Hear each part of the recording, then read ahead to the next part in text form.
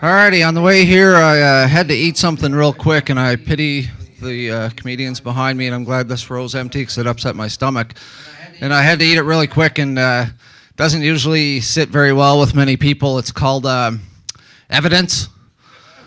And once I saw the red and blues, I had to get rid of that, so I was just glad, and then he kept going by me, so just waiting, going to the washroom, checking, not there, gotta get that back. Comics want it. And the other day I woke up before the rest of the family. Didn't know what to do, so I went downstairs and checked my Facebook. When I opened up my homepage, a friend of mine had changed his profile picture. He's been dead for 2 years. Thanks for reeling him in the pain with me of my dead friend. It's all right, I'm over it anyway. So I thought, well, there has to be Facebook in heaven. How else would he have done that? Because he was a nice guy. That must be where he went. And then I thought, oh, wait a minute. He gave his password to someone. So I went to my buddy and I said, Ted, here's my password for Facebook. And he goes, why do I want that? I said, well, you know that heart issue that I have? Yeah. I said, well, if I die, do me a favor. You know that bugger Trevor that I got into a fight with last week and he unfriended me on Facebook? Yeah. I said, well, when I die, a week after I die, send him a message that says, sure is hot down here. I saw your name on the list. And then a week after that, send my wife a message that just says, see you next week. Might be a hell of a week. Next day, send her one says, just missed that bus, didn't you? The next day, check your brakes. Be a hell of a week for her. We actually just celebrated our 20th wedding anniversary. No. She hates me. Don't clap. So I got her, and I got 2 boys and a stepdaughter. She's a slut. We'll talk about that in a minute. We'll clear that up. Let's clear it up now since I brought it up. Here's why. She has 3 kids, 3 different fathers for those kids. If this shoe fits, yeah, you're probably a slut. She did marry the 3rd one, tried to redeem herself. She married the 3rd father, and when I went into the hospital to see them, I walked in and I said, geez, Josh, this is not hard to tell that this is your baby. He goes, I know it's the eyes, eh? I said, no, neither of you have any teeth. So being 20 years married, things start to get stale, and, said, what can we do to pick this up? And I was driving down Mountain Road in Moncton, and I noticed a sign that said, exclusive boutique, marital aids. So I told the wife, I said, let's go over here and see what these aids are, and maybe we can get something to spice up the relationship. And we walked in, and I just got to say, ladies, I get that it takes you guys longer to reach that big O thing that's supposed to happen, supposedly. Never found it, but anyway. I defy any man in here, except for Scott, to whip it out right now and show me that you've got a dolphin or a butterfly or something sticking out of the top of it like that was in that room that we went to. And I'll give you $1,000 right now to any man who can pull it out and you've got beads that spin around. And I'll give you $2,000, except for you, Scott. I'll give you $2,000 if it lights up. So the wife was embarrassed and she wanted to leave, so she went out and sat in the car. And I said, just a sec, I just want to see something. So I went up to the lady and I said, listen, I'm going to grab one of these. And I grabbed something. And for the under 17 table here, I'm going to give you guys a tip.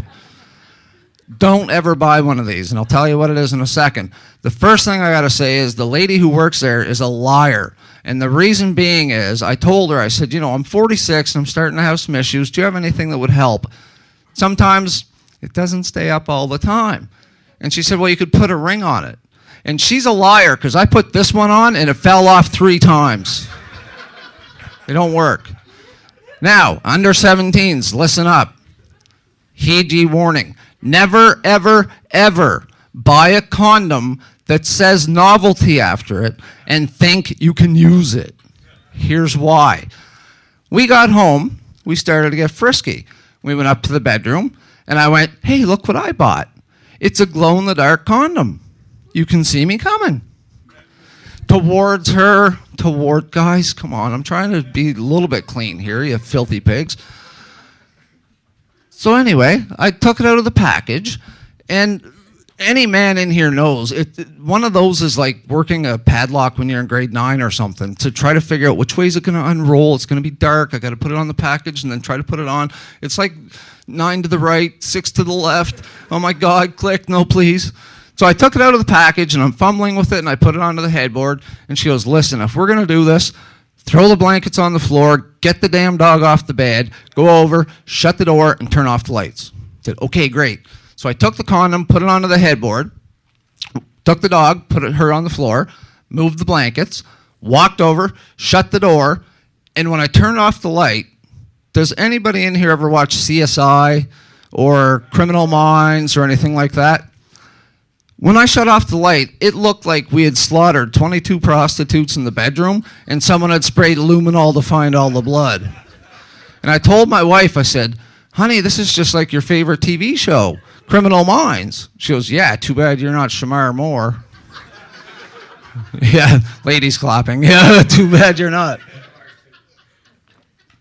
Maybe we'd be paying attention to you if you were.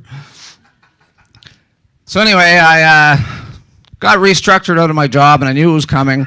I own a lawn mowing company on the side because I knew something was going to happen, and I just went out and bought some new lawnmowers, brought them home, and proud of them on the trailer, ran into the house, and I said, guys, come on out and see my new toys. Come on out and see my new toys.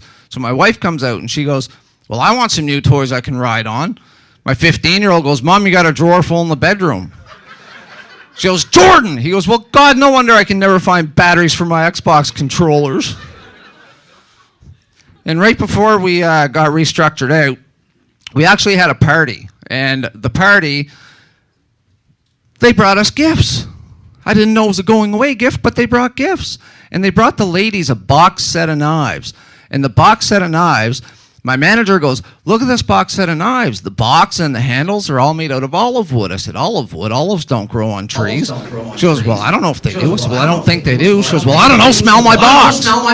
Yeah, don't laugh. I had a 5.5-hour conversation with HR. So before I go, I'm just going to tell you guys one last story.